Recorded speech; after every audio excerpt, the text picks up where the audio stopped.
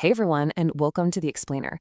Today, we're ripping the textbook on musical theater leadership wide open and giving you a true behind-the-curtain masterclass on how successful directors actually run the show.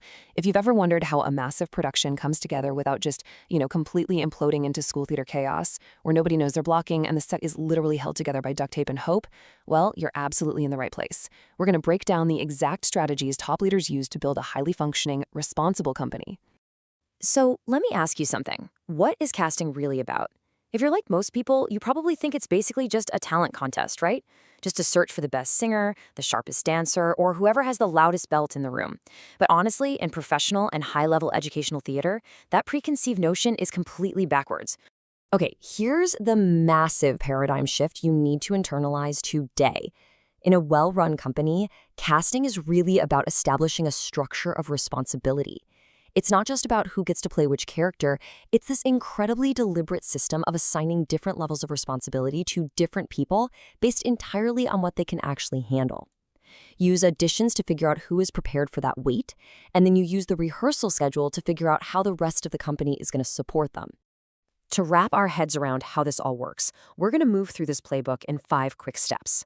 The true purpose of casting: role equals responsibility, ability versus coachability, smarter rehearsal strategies, and finally, the ultimate leadership principle.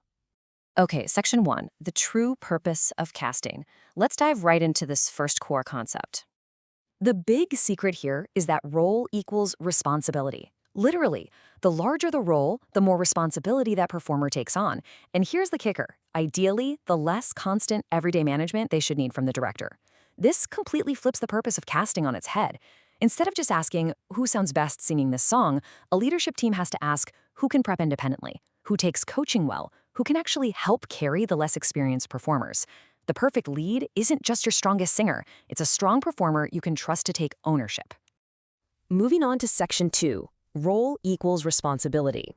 Let's see how we practically break a massive company down into these different tiers. Think of this like a ladder of trust. Not everyone needs the director breathing down their neck.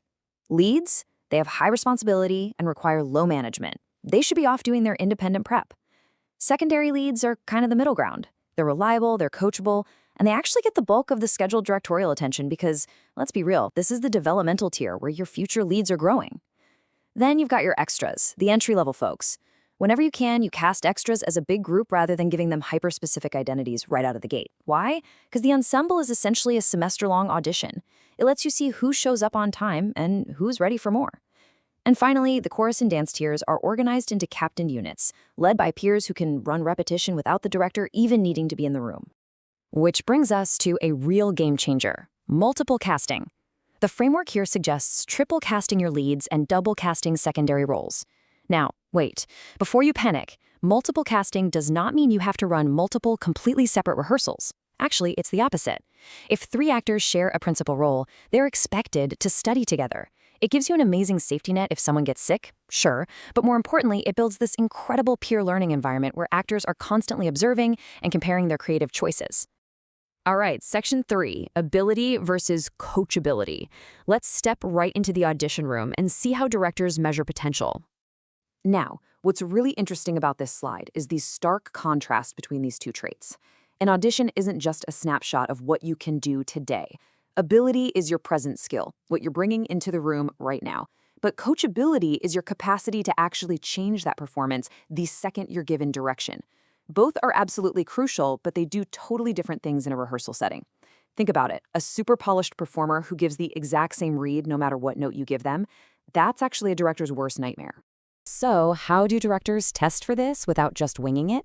They prep specific, actionable adjustments in advance. The goal isn't to see if the actor can suddenly produce a flawless second read. The goal is to see if that second performance is noticeably different from the first. Can this person take a note, process it, and translate it into their body and voice? Here's a perfect example from the text of what this sounds like in practice. Thank you. Could you try it again, but drop your jaw a little more? Notice how specific that is? If you just stare at an actor and say, do it better, you're not testing their coachability at all. You're just being vague and unhelpful. The way a performer responds to a highly specific physical request is absolute gold in an audition. And because of that, different roles demand completely different things. For your leads, yeah, you need high current ability plus high coachability. But for secondary leads, coachability can actually completely outweigh how polished they currently are.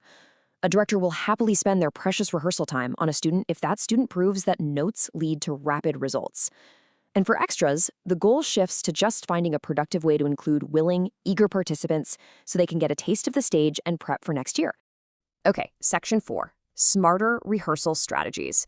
Shifting gears from auditions to the daily grind, let's talk about managing resources.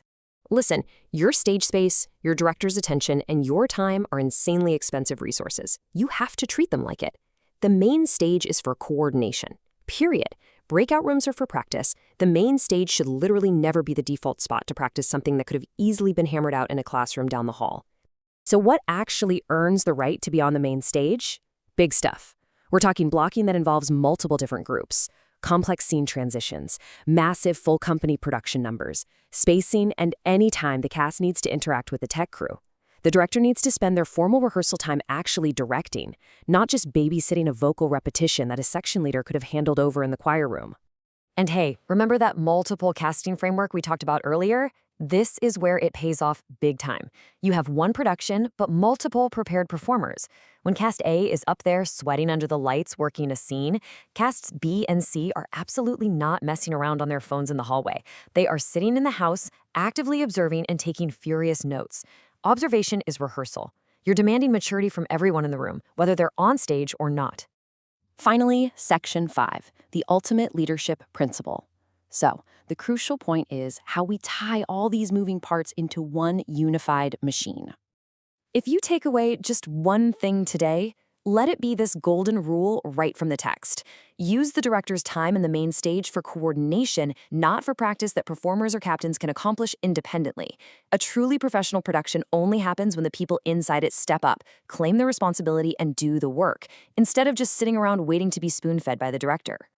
And that is the whole shebang, whether you're about to step into a director's shoes for the first time, leading up the altos as a vocal captain, or just walking into your very next audition, you've got the playbook now. You know that roles equals responsibility, you know coachability is your secret weapon, and you know how to protect that precious main stage time. So I'm going to leave you with this. How are you going to take this responsibility framework and apply it to your very next production? Think about it, and we will see you on the next explainer.